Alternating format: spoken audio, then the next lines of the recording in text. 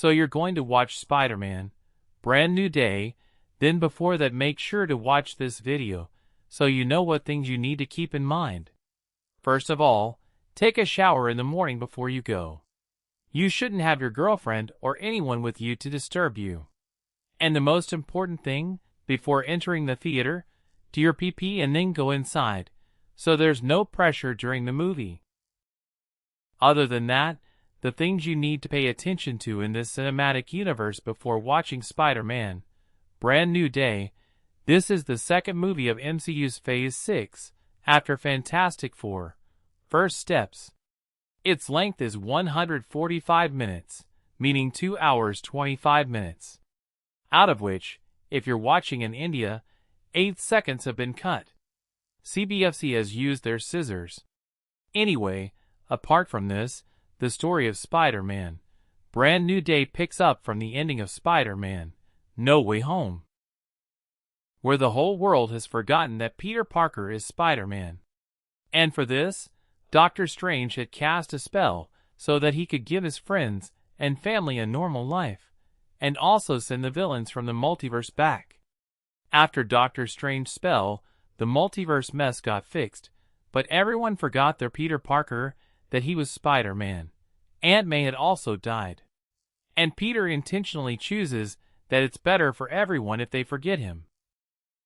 And he's a little sad about it, but he is ready to sacrifice so that MJ and Ned and the other people who know him can all live a good life. During the movie's end, he also promises MJ and Ned that he will definitely come back. But when the time comes at the end of No Way Home to remind everyone of everything, Peter realizes that with the kind of dangerous work he does, it's better not to remind them, they'll stay safe, and that whole emotional arc setup builds. And he tries to move on with his life without his love and friends. Now this happened in 2021, after which Phase 5 passed, 36 pieces of MCU content were released, and 5 years passed in the real world. But if you count the time inside the movie considers this gap as 4 years, and the film is set in late 2028, which sets it about 1 year after Daredevil, Born Again Season 2 and Thunderbolts**, and 3 years after She-Hulk. Attorney at Law, which was Hulk's last appearance, and 12 years after the events of Spider-Man: Homecoming took place. And there we got to see Scorpion's last appearance. And in The Defenders, we got to see the Hand's last appearance 12 years ago as well. Damn, that's too much time and timeline. Anyway, now after 4 years have passed, Peter is doing full-time Spider-Geary in his Brand New Day. With a proper clean slate, he lives alone in New York. No one knows him. There's no Stark Tech to help him. No team to save him, and he doesn't even have a new suit because, brother, he's back to his stitching and tailoring. And in all these years, he hasn't been able to move on from MJ and Ned. Peter decides he'll keep stalking his friends from the shadows, because apart from them, he has no point of contact or attachment in life. And in these 4 years before the movie takes place, he hasn't been fighting any huge big bad. He's just been fixing his PR in the city. He's been given the key to New York City. Kids love him. Rallies are held in his name, which we're getting to see now after Sam Raimi's Spider-Man 3. In his free time, he builds his own tech. He's even made his own assistant, as well as a 3D printer fabricator, which is equivalent to the Stark Industries one you would have seen in Far From Home and No Way Home, the one Happy gave him. And just as things were settling down, Peter's body starts changing. Because the thing to note is that Peter is no longer a teen. He has now officially become an adult Spider-Man. And now, without happiness and companionship, his spider genes in his body have started mutating aggressively. His body starts getting triggered, where you have to lock in into full spider mode, and his body begins to mutate aggressively. His powers and senses dangerously increase. But because he has no control over his newfound powers and mutations, he becomes a danger not only to himself, but also to his villains. In the mutation effects, he also gets new organic webs. And seeing all this ruckus, he goes to Bruce Banner, who is now a professor at a university.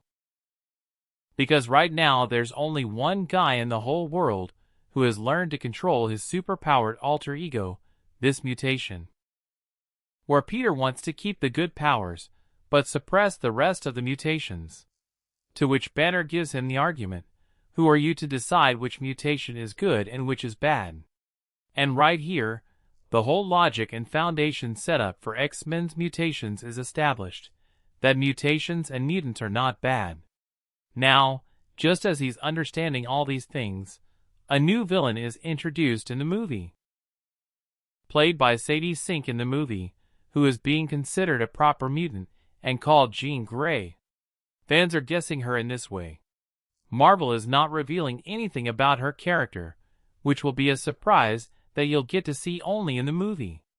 Now, apart from this, talking about new faces in the movie, along with Bruce Banner's Hulk, Punisher is also apparently being shown in a big mix. Scorpion is also in the film after so many years of setup, besides which our Spider-Man will also be seen doing some action with Tombstone, and there will be some minor villains, and there's also a mystery character that fans are still speculating about. Now on top of this, the film also covers a major threat, which is the Dod's sketchy work, which Peter won't be able to trust because of his past experiences and their new way of working. Which you would have seen in the Wonder Man series, how they are ready to throw anyone in a max security jail just to meet their quota, no matter how sketchy work they have to do. Other than that, another major threat that will challenge Peter is the organization of the Hand, which we have previously seen in Marvel television shows. And over all this, a change of heart, a change of actual character development, we'll get to see Peter fighting them with his full-blown power. And then we'll see its connection directly in the Daredevil show, in which we've already seen leaks of Elektra with her new suit. And if you remember what happened with the Hand in Netflix, what Elektra did, then this time you are in for a treat. Now, if I tell you the situations of New York City and Peter's associates, it's been about a year since Matt took down the mayor of New York City. That is, aka Kingpin. After which Sheila Rivera, who is the mayor's ex-chief of staff, meaning Kingpin's, she has now become an acting mayor after the next elections, which we'll get to see in Daredevil Season 3 anyway. Now, with Daredevil gone, Spider-Man and Punisher are protecting the city full throttle with their newly gained careers. And some new vigilantes have also been introduced, in which after Thunderbolts**, the new Avengers will mainly handle big issues. And currently no new team exists at the street level, which Marvel will obviously set up. And along with this, now, because of Kingpin being gone, new villains have also started emerging. Like Tombstone will want to set himself up as the new important big bad boss. And seeing so much chaos spreading, the DODC has also introduced their opportunity, with a new headquarters in the city, and they have started illegally arresting new superheroes and villains. Because of which, since they are government, they will be exposed again in this story. Now, other than this, if we talk about catching up on the film and stuff, you don't need to watch the complete Avengers before Spider-Man.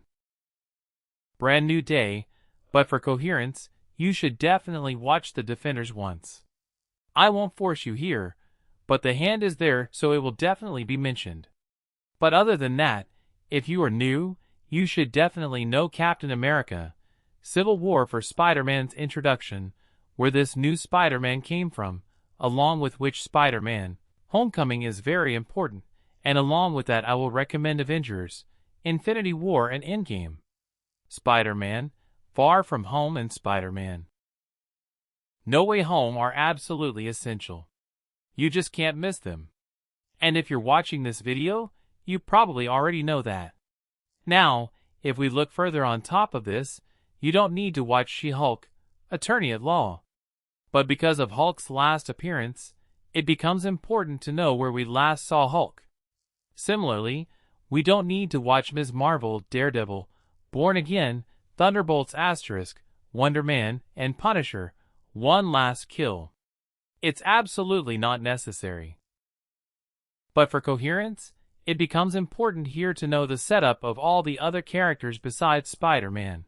Otherwise, if you know all these things, you are all set. If you know your Spider-Man doing his pew-pew, then just watch it, brother. Who would miss their Spider-Man? Everyone knows. Other than that, I won't recommend the main Sony movies like Venom, Spider-Verse, Morbius, and Madam Web, which are connected but didn't do a good job so got disconnected. And anyway, it's better if you don't watch them. It'll ruin your mood. And like in Venom, they teased Spider-Man and then pulled back again, then you'll curse me only. Anyway, Venom is like chill fun. But it doesn't have any heavy connection with Spider-Man except for one post-credit scene. Other than that, you are all set. Do share your opinions in the comments about how your Spider-Man experience was, and how excited you were to watch Brand New Day, and how it will set up in Doomsday. Otherwise, do share.